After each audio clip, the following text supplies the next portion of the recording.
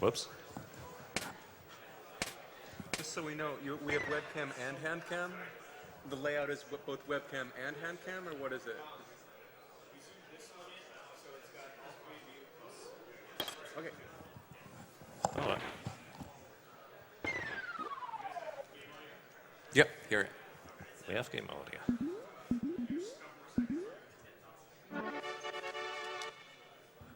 What did you say? Couple more seconds. All right. Couple more seconds.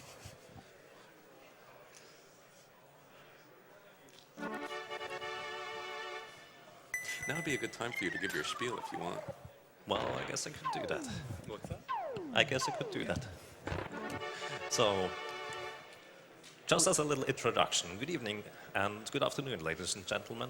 I'm going to be playing Goof Troop, one-player, two-controller, and I hope that I can at least be somewhat close to the show that TMR put up. And sorry? I can give you a countdown, yeah. Sure. Okay. So, just as a quick little introduction, I'm going to be handing over the commentary mostly to Blackie and BB4K, since playing one player, two controllers requires actually a ton of focus. So I'm glad to have them here. So, countdown. Good luck. Thank you.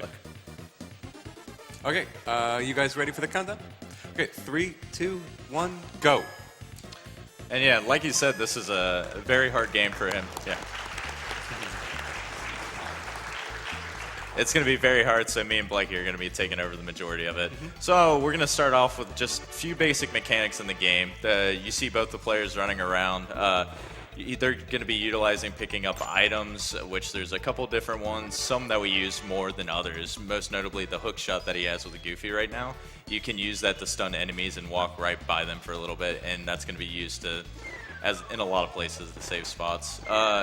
In terms of how the characters work, there's two buttons that you use mostly. One's like your action button where you can pick up items or you're going to be kicking blocks for different puzzles. And the other is going to be actually using your items. And other than that, there's like a cool little health system that's in this game too. As you pick up items, you might find fruit that's underneath or gems or things like that. Your lives are displayed at the top, and you'll get 6 hearts that go right beside them. When you collect like your 7th heart, it'll reset it, and then you'll get an extra life. But if you get hit at any time, whether you have 1 heart or 6 hearts, it's like just a freebie hit. You don't actually like die, but it'll take away all your hearts, and you can just like keep continuing through the little part of the stage, basically. Now I want to be sure it's kind of sunken in with you guys that Yagamoth is controlling both of these characters with 2 different controllers. One player, 2 controllers.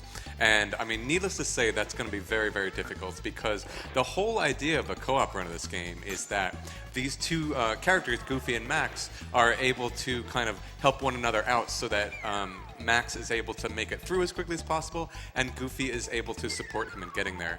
So there are a lot of, this is really just kind of a third way to play the game compared to single player and straight co-op, because you need to make all these individual strats for each one of the rooms, because you're just not going to be able to play optimally with both characters like a co-op run might, because you're controlling both characters.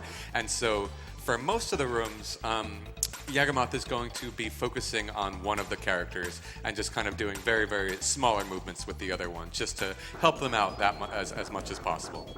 Yeah, like what you saw with just the puzzle room right now. He was doing the majority of it with Max, but then he would like set up something with Goofy to complete like the rest of the puzzle. Yeah, and so even rooms like these, where the requirement of this room is to defeat the 3 enemies, and that's what unlocks the barricade up there, it just becomes very difficult. But on the other hand, it's worth that sacrifice of difficulty, because you're able to make it so that Goofy is able to wait by the door, while Max is the one that runs around and defeats all the enemies more quickly. And so there's 5 levels total in this game, and then once you get to the end of the game, there's a boss level at the end of each one. And this one's one of the most unique ones because it's not just one guy. There's a bunch of these jesters that are in the holes, and you gotta either use the barrels that are placed beside them or catch bombs or barrels that they throw, and you gotta knock out all of them that are there.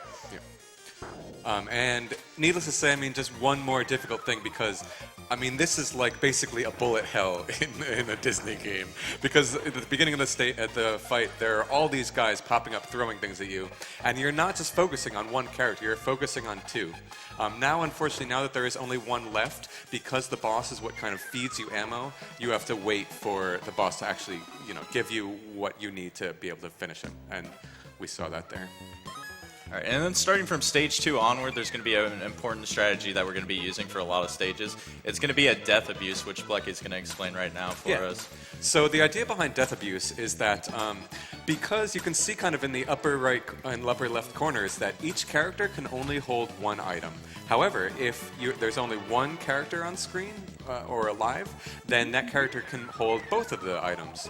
And so what you're able to see momentarily is that Yagamoth is going to be killing off Goofy so that he can kind of give Goofy's item to Max. You can see right now they each have one item, but if Goofy dies in this next screen right here, Goofy gives his hook to Max, and Max is able to traverse this entire room more quickly than Goofy, just because of his faster natural walking speed. And then after Max collects both of these items, then Goofy will respawn, Max passes his item to Goofy, and then Goofy just leaves the screen immediately. So it's one more kind of benefit to controlling two characters. Yeah, there's a lot of backtracking that goes on, so most of the time he'll navigate to a certain part of the room with Max, and either Goofy will be spawning in at the beginning of the room to go back to the previous stage, or if there's like multiple exits on one screen, Goofy might go to one exit while Max goes to the other side.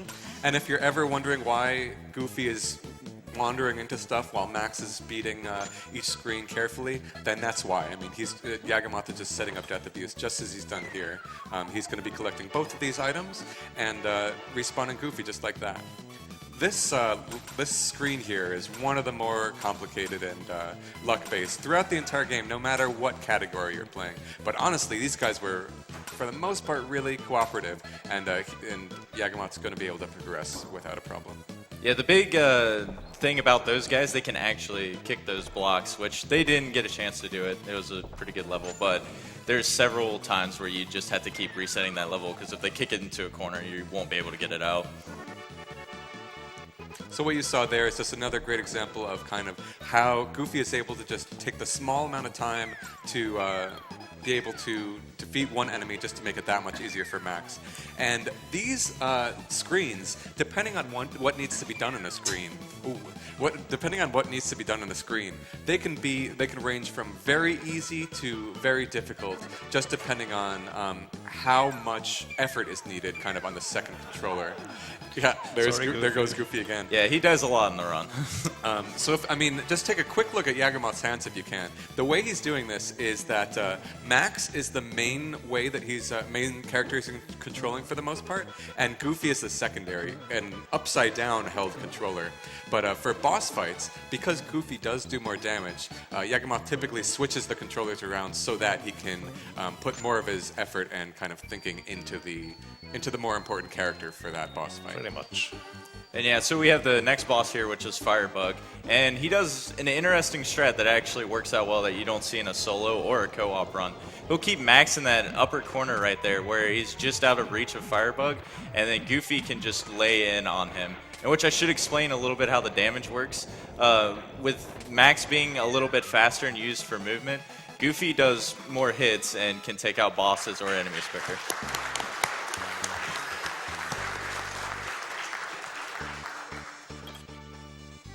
So stage 3 is a really interesting stage. You'll see a little bit of death abuse here and there, and it's really just a very difficult stage overall because there are a lot of tight cycles you need to make, various switch puzzles, and especially for the switch puzzles or the block kicking puzzles, which aren't in this stage but you'll be seeing again soon, those are prime examples of how Yagamoth needs to be moving two different characters in totally different directions. And so it's just such a thrill to be able to see one player control two characters like that. Because, I know I wouldn't be able to do that, but somehow Yagamoth's able to do it. It's really impressive. He also, just a quick little segue here, but he's going to be doing Secret of Mana later in the marathon as well. So definitely check that out because very similarly, he's going to be doing one player, two controller for that, and it's really cool stuff. So like BB Forky said, Goofy does deal more damage, and so in opportunities like this, you have Goofy being the one that catches the cannonballs and throws them back. Sorry, Goofy. Yeah, a lot of these next segments, it's going to be Max controlling a lot of items because there's going to be a lot of locked doors coming up and a lot of like hook shots that you need to grapple through. So Goofy might collect one of the items, but then passes it over to Max when he dies. Yeah, but like I said, I mean, the main kind of idea behind this game is that because Max is faster, he's going to be typically doing most of the movement and getting from place to place. Like even on a screen like this, you can see that Max was the one that took the further switches. So even though there's cooperation between the two, Max will be always the one that's kind of doing the stuff that needs to be done further away from where you spawn. So here's a couple difficult screens in a row, because you actually need to revisit them several times. There are many ways to complete this couple set of screens here, and you know, being able to adapt that to a one-player, two-controller setup can be very tricky. Yeah, he's doing a little bit of like death abuse. A lot of what's in the solo run there as well. With Max, you would just run into the pit so that you could respawn to the beginning of the room. Whereas in co-op, you do that a little bit, but then you can spawn Goofy back in since he died in the previous screen.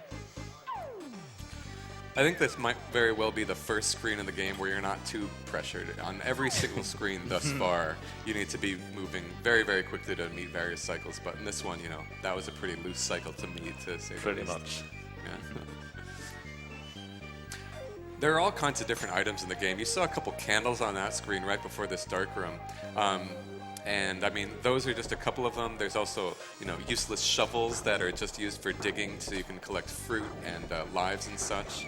Along with bells, which you'll be seeing later. A whole ton of different options, some of which are useful in a speedrun, some which are not. This boss coming up is very tricky. He's actually probably my favorite boss in the game. The idea is that there's a red skeleton and a blue skeleton. And like most bosses, you get your ammo to defeat the boss by waiting for them to throw it at you. But they actually throw it in very different ways. The red skeleton throws 3 different bones, which don't bounce, and the blue bounce off of walls. And the blue skeleton throws 2 bones, which do bounce off walls, and take a considerably longer amount of time to kind of land. And once they do land, you can catch them and throw it back at them.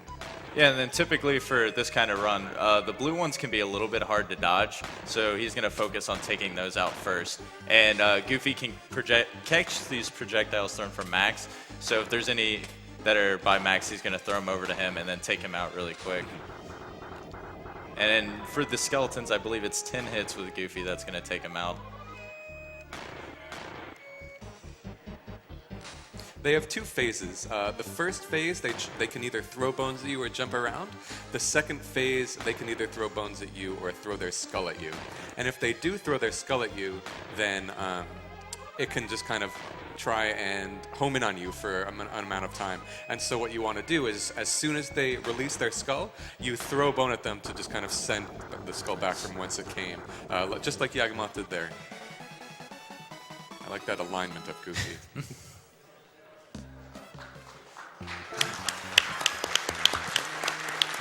All right, and we're coming up to a really interesting level of the game. It's it's one of the only levels in the game where there's actually alternate paths, to where there's like not a certain direction that you need to go. Obviously, we'll be doing the fastest one here, but you can just kind of go wherever you want when you're casually playing through it. This is also the first level with repeating screens.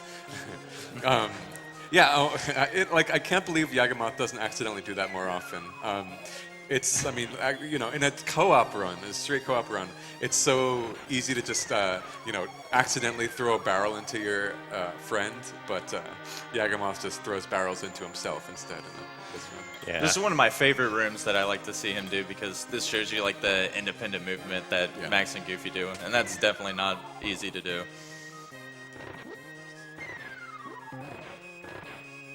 Stage 4 can be a bit of a just kind of straightforward puzzle room. If we want to fit in a few donations here real quick.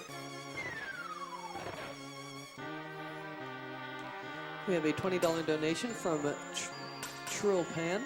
Hey Yagamoth, I always have fun watching your streams, especially because of your real smooth voice. Have the best RNG on your runs and have a really great time at AGDQ. Wish you good luck on Secret of Mana 1-player 2-controller too.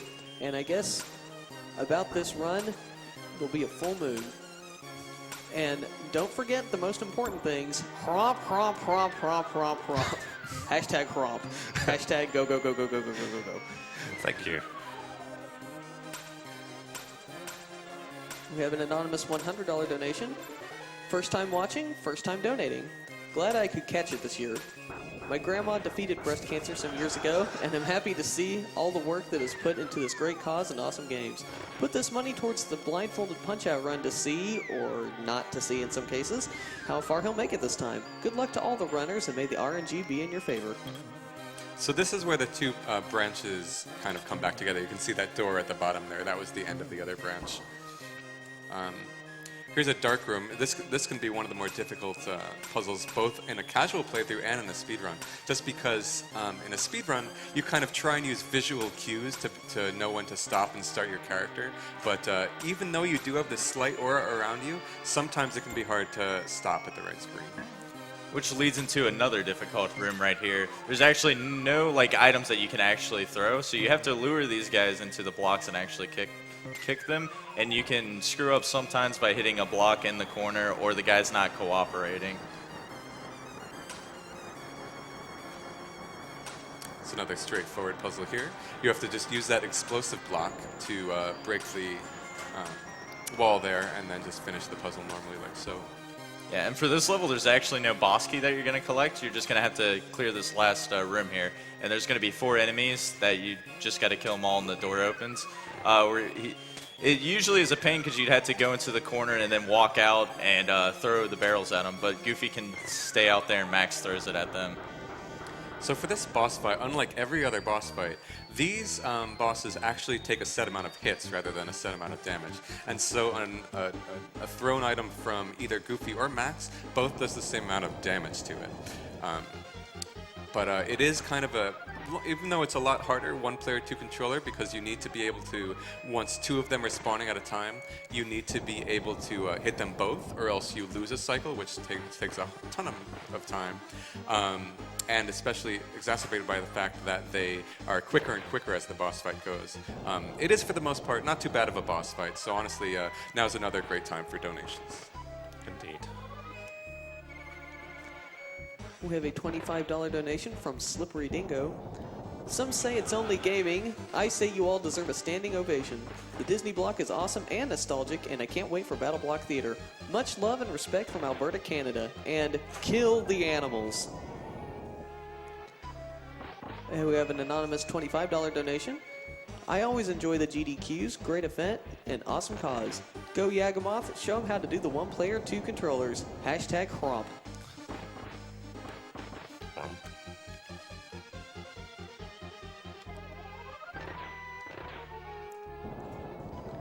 We have a $10 donation from Franzisa. Hey, I'm a medical doctor from Germany and I love AGDQ. You are a great inspiration for all gamers. Good luck to Yaga on his Goof Troop run. Oh, and kill the animals! I think that's an important thing to point out there. He took 2 deaths with Goofy, which is going to be important for the next stage, because he's going to use another death abuse to get an item to max a little bit quicker. With this next stage, it has kind of an interesting history. When I was originally doing co-op runs of this game, Cypher and I, my co-op partner, had been doing a particular route, but after some time, another runner of the game, Alco, pointed out to us that taking a totally different route was actually faster. And so starting a few screens from now, you'll actually see that Yagamoth will be doing a faster route. There is a bit more luck to that route, but it's more than worth taking. So Yagamoth wants to be sure to get some fruit here for the upcoming room, right after this puzzle room. You can make this puzzle room a bit quicker just by kind of stepping over the chasm there, just like Yagamoth did. And you're supposed to take quite a bit more time to do that, but with that skip, you save quite a bit of time. Then coming up in this next room after the puzzle room, it's going to be another room where you don't really have any projectiles or any blocks to kick them. And the point of this is you're going to be luring the enemies into the cannonballs. And so they're actually cooperating pretty well right now. Just as long as this last guy. Oh. He can be a troublemaker. Yeah, and you see he picked up the bell too. You haven't seen this at all this run. We're going to be using it quite a little bit here to just distract enemies and to get an item later on. That is the room that kind of makes this alternate route a bit more luck-based. As if you had done the other route, you're able to kind of get a grappling hook so that can assist you with that room.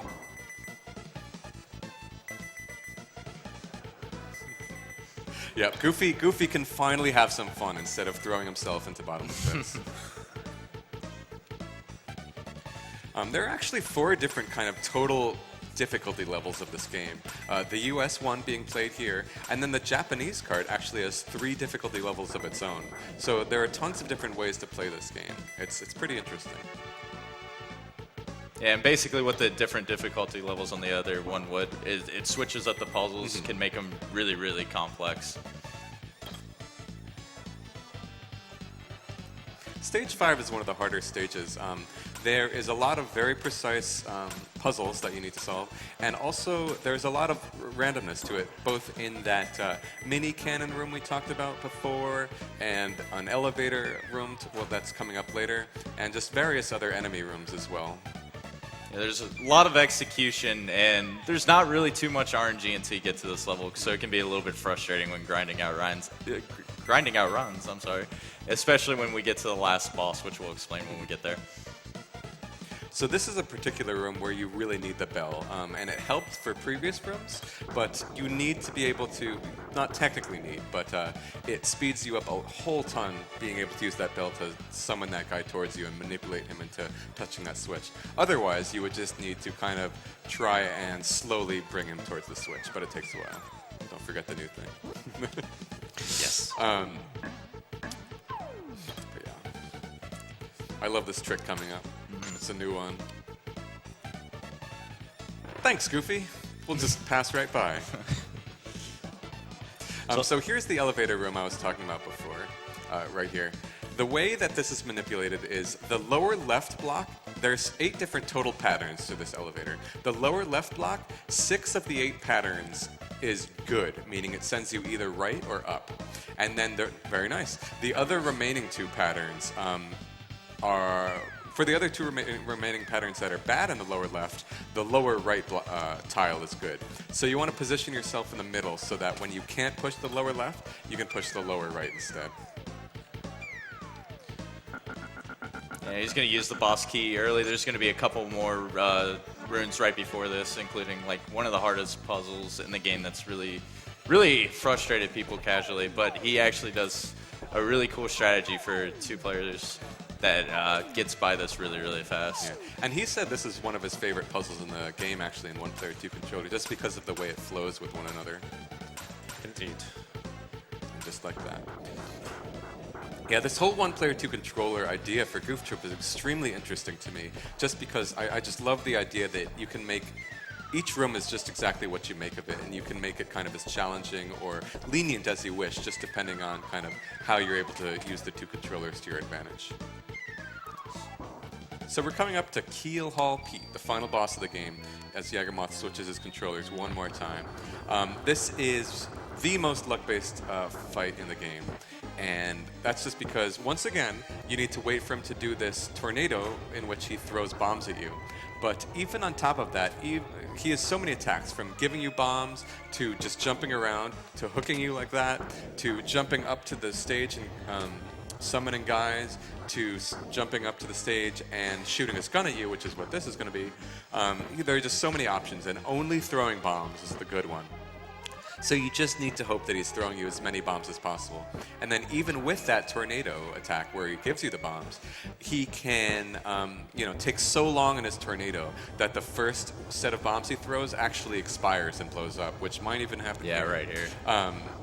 So you can actually get bad luck in that regard too. So you can play it well, but there's only so much you can do as you're just hoping for bombs to be thrown at you. And he's getting pretty decent luck right now. Time's going to be coming up when the stage clear text pops up.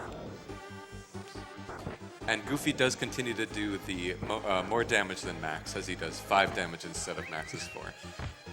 Yeah, and then you get to see the minion attack right here. Usually, especially for this kind of run, You really don't want these guys here. They're going to be annoying you the whole time. He can throw bombs a little bit more frequently, which is it can be used in the solo and co-op, but it's just really annoying to deal with.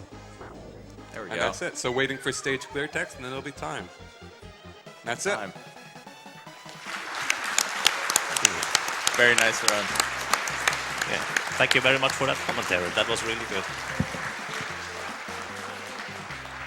What was it? Cool. Thank you. You want to give a couple of shout-outs? Oh, sure. Real quick, I would like to give some shoutouts to the Hulk, who has the current records for both Max and Goofy one-controller categories. He was the one that inspired me to, well, try this game in the first place, and even joked about, hey, you play Secret of Mana, one player, two controller, why not this one? And so, well, here we are. So, and also shout out to Voltus, who should be currently on the German restream commentating for this game. He is also a speedrunner for this. So, thank you very much. Thanks.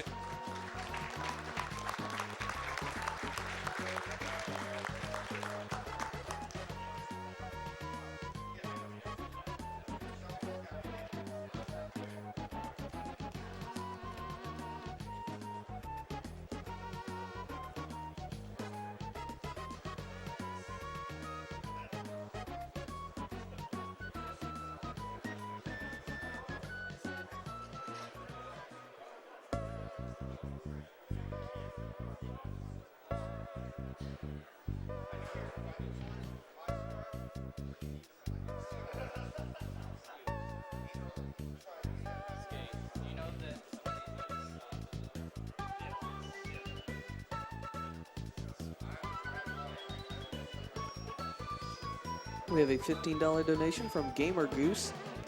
Had to donate during this insane run. Best wishes for all the runners. We have an anonymous $20 donation. 2 controllers, 1 guy. Awesome. We have a $50 donation from No Smoking Pistol. Thanks to AGDQ staff, runners, and everyone donating for supporting such a great cause. This is my 3rd year, and it's as thrilling as ever.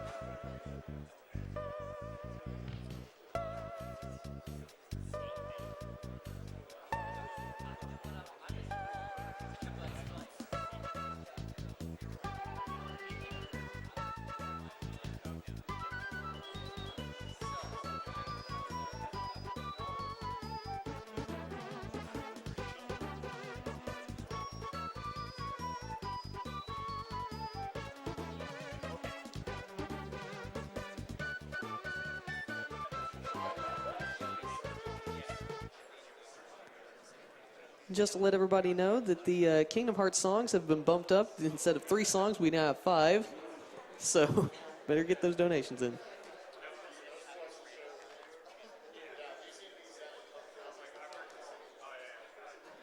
While we're getting set up for Kingdom Hearts, we're going to have a brief interview, so stay tuned.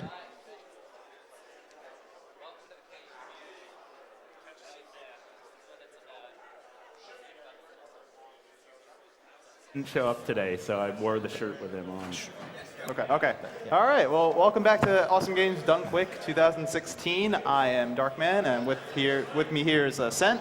He is our prize man for AGDQ, and we have with me as well, we have Dwango AC and Pinball Joe.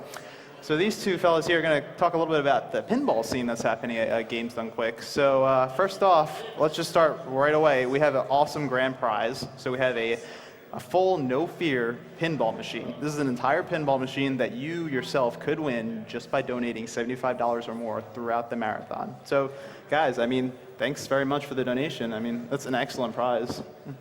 I mean, just kind of... It's definitely really cool. I mean, would you mind telling us a little more about the pinball? Like, what makes No Fear a cool pinball machine? So Steve Ritchie designed this game, and he's known as the king of pinball, and he's designed several really amazing games. And so I thought this game was good as an entry-level game that has some depth to it. So there's 5 different modes you can play in it, and if you accomplish those modes, you can start going through different wizard modes, which is kind of like an ultimate goal in pinball. And it's got 3 of those. And then there's an upper playfield loop shot that's kind of fun to do, and there's a talking head, and introduces like the whole concept of toys with pinball. People like to make a lot of modifications to their game to make it like special and add LEDs and that kind of thing. This is a really good game. Yeah, It's a and really in good general, game. it's a nice game in particular because it has a really good flow. One of the things that Steve Ritchie is known for is designing pinball machines that have a really good flow of feel, of continuity, of the ball coming back to where you can react to it, rather than some other games like Pat Lawler's games are very fun to play, they're very challenging, but it tends to be more of a halting, ball goes into a drop hole and you don't see it for a few seconds while the game does something. So it's a really fun game to sit down and play. It's certainly a really good example of it. It is right out in the lobby in the main area for the pinball stream. Yeah. So it's anybody who's here can go see it. Yeah, I mean, that's kind of a cool aspect that I see here is you have the pinball machine set up, and it's actually being streamed right now, right? That is on twitch.tv/pinballjoe, is that correct? Right, yeah. I mean, like, tell me about that. Like, how did that come about? How did that idea come about? It's my fault. It's your fault. Well, then. Well, yeah, you want to go ahead? Yeah, so I basically had an opportunity. Cool Matty asked me, hey, can you figure out a way to get pinball machines here? Because he knew I collected pinball machines, and he just asked, hey, do you know anybody who has them in the area? Called around, happened to get in touch with Joe, and Joe said, hey, well, I can stream. I've been streaming Papa tournaments, other competitive tournaments. And I kind of started talking to him about it, but isn't that kind of slow-paced play? Like, you described it as pathologically boring, I think. Well, it can be, going for a high score, like you want to keep the ball alive as long as possible, and sometimes it's hitting the ramp over and over and over and over. Right. and We over. didn't think that would make a very good stream. So I said, well, can we do anything like faster? And in the context of that conversation, we pretty much created Pinball Done Quick right there. That was right before AGDQ 2015. We had our first site stream set up there, and I'm very glad to see that it's grown to what it is, where we've got a full, very well-staffed side stream at twitch.tv/pinballjoe. And it's on now. You can go switch over there now if you want to. Yeah, definitely. That's definitely awesome. Pinball Done Quick is certainly a unique mix of pinball and speedrunning. Are there any real skills or abilities that kind of transition between pinball and speedrunning naturally? I would say there are. There's two things that, because obviously I'm in both camps. I'm more of because I run the TaskBot block, I'm kind of more of a tool-assisted speedrun guy, but certainly I can tell you that there's a lot of similar skill sets you need, because you have to have a decent amount of reaction time. You have to know how to handle random things that happen to you. You have to be able to remember rather complex rule sets, things like that. But there's also some very substantial differences between running a pinball machine, trying to speedrun that compared to a normal game, because when we talk about randomness, this is really random. There's no random number generator, there's just random. The ball might pick up a small amount of English or spin as it exits an outkick and a kick-out hole, and it might be completely different from one shot to the next. You have no idea. And in some ways, this kind of randomness is what inspired the initial random number generation sequence that they used in very early video games. They knew they couldn't get it right because in the original Pong games, you just see a ball hit and it'd go back at very predictable angles. So that when they started making more advanced games, they tried to look at how a pinball machine moved around to make better randomness. So it kind of goes the other direction too, I suppose. So Joe, tell me, I mean, we know with Dwango, he kind of has a history. He's been involved in tool-assisted speedruns and whatnot, so that's kind of how he came along with the pinball scene. But I don't think you've really speedrun anything at the GDQs before. No. So kind of tell us, like, how did you get involved in this community? Well, I live in Maryland, and I stumbled upon the AGDQ stream not last year but the year before, and thought it was amazing. I was like, what's going on here? What is this? What is this? And then just watched it the rest of the week. And then Dwango got in touch with me, and I was planning on coming and like just hanging out and checking it out. But then they're like, bring pinball, and I'm like, I can do this, So that's what we did, and I have my Twitch channel, but I pop into other people's channels, and I've just really enjoyed the speedrunning, community. I love Super Metroid. I'm not all that good at it, but if I can watch it for an hour and see it all beat, that's impressive to me. And then the nuance of all the detail and that go into glitching things out and whatever is just like, I really got hooked on watching Bashi I mean, that game, I don't know. I mean, I got to Sonic and just like kind of gave up. But like watching people being able to do it in 40 minutes, that's really impressive. I can just watch it over and over. And I don't know, there's some appeal to it. Definitely. There's one other thing I want to bring up real quick. One of the things that we've found is that the way you play a pinball machine for speed is oftentimes using the same kind of bizarre methods of breaking the game that you would use for a normal console-based game. For instance, we discovered that one of the goals we were going for was a game called Attack from Mars, a pinball machine called Attack from Mars. It's relatively popular. The goal was to complete get the super jackpot in the multi-ball as fast as possible. And one of the things we discovered was the fastest technique was to have the ball go around, deliberately tilt the pinball machine so that the ball would drain, do that twice, and on the third ball get the ball in the stroke of luck hole, which if you have had a really bad game, the game takes pity on you, and you have a 50-50 chance of it immediately giving you multi-ball. We discovered that was the fastest possible way to start that mode so that you can get the jackpot. So the game designers had no idea that anybody was ever going to try this as a deliberate technique, but it works great. So That's really cool. Well, also we're playing Stern's Star Trek out there, and one of the goals is to, again, multi-ball. And you never would shoot with the left flipper, ricochet off these targets to hit the upper lock light, because you just, go for it directly because you're not being timed. But when the ball's going fast on the flipper and you just want to do this bank, and if you can nail it, that's really the fastest way to do it. Those type of techniques just don't come into play. In real other competition, the classic competition. Definitely cool to see the pinball tables getting some tech. I think a common question I've had is, a pinball table as a prize kind of seems a little daunting. Is there a lot of maintenance or anything required when you own a table like that? Well, new out of the box, there's usually not many problems. But once a game's gotten some wear, like what he's saying, the RNG in it, like, it's going to hit dust, and the metal thing hitting rubber, hitting plastic, like there's just dust all over the place. So cleaning's important. Some wires will break, so you need a soldering iron. Elastic bands will break. These are all pretty simple things to fix. But if you don't know that that's like a wire's broken, and you're like, why doesn't the flipper work? Like, it could have lit on fire, but it probably just broke, like the wire. There's really, really good guides online, thankfully, for most all of the pinball machines out there. And the other thing is we are offering some amount of support to whoever gets the raffle prize. We'll give you a hand. We'll provide contact information to the winner. I believe it's a $75 cumulative. Yep. It is, indeed. Any point in the marathon, $75 cumulative. Awesome. Yeah, and I know people all over the country, so like, if there's someone wins it somewhere, I can hook them up with somebody that might be able to make a house call. Awesome. All right. I guess my final question is so we have our viewers head on over to twitch.tv/pinballjoe. Yeah. What exactly is going on? I know we have the No Fear. We're going to have the No Fear cabinet on stream So now. I think we've moved No Fear under the camera. If not, once I get back, we'll do that. We're just doing speedruns. So like we're talking about the wizard mode, like beating Metroid in an hour, where it usually take hours. Sure. With this pinball, we're just going for attempts and getting to the wizard mode as quickly as possible. Okay. We're seeing the super jackpot completed, and there's a lot of animation. It's just a more fun process. So Awesome. yeah. That's great. Is there anything you guys would like to say before we call it a wrap? I'd love to hijack your stream for just one moment. We will be doing a speed task competition later this week, either Friday night or Saturday morning. Stay tuned for an exact time. It's based on the schedule. You can find out more information at taskvideos.org, but I encourage you to participate in that. That's my other hat that I'm wearing here at the marathon. Not a problem.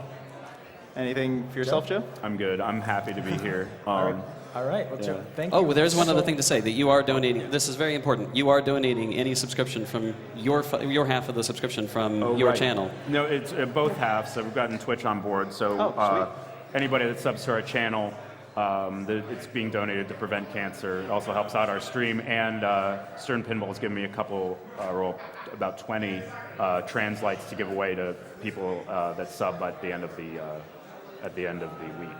So Awesome. All right. Excellent, Joe. Thank you so much for this amazing contribution to our event. my pleasure. Really. All right, thanks. All right. All right. All right. Well, you guys head on over. While you're waiting for Kingdom Hearts to set up, you can go on over to twitch.tv/pinballjoe. Check out a little bit of the pinball action. And stick around for the rest of the marathon. Also, don't forget, Dwayne, go over here. He'll be having his little task block on Saturday. It should be a really fun one. So You don't want to miss it. no, definitely. You don't want to miss it. All right. Well, thank you very much. Again, this is Sent. My name's Darkman. We have here Dwango AC, Pinball Joe. And just in a few minutes, we'll send you on over to Kingdom Hearts.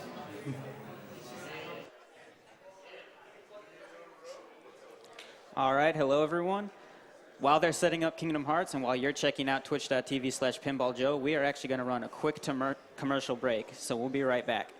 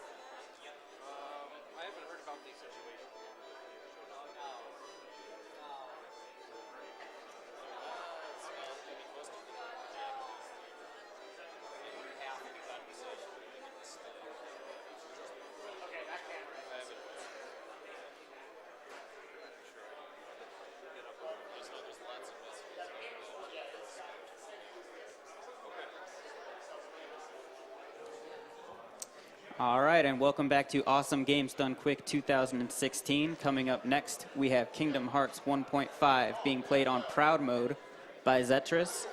You guys might have noticed on the ticker down below, and also our previous host mentioned this, you guys have donated so much for these Disney songs to be sung that we've actually decided to bump it from 3 songs up to 5.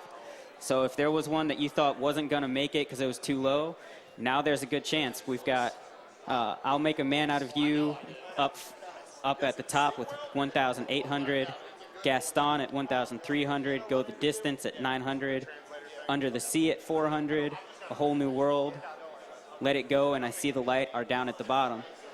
I know our couch here really wants to sing A Whole New World. They've been looking forward to it. They've been practicing it. I know it'll blow you away. So if you guys could do us a favor and help that out.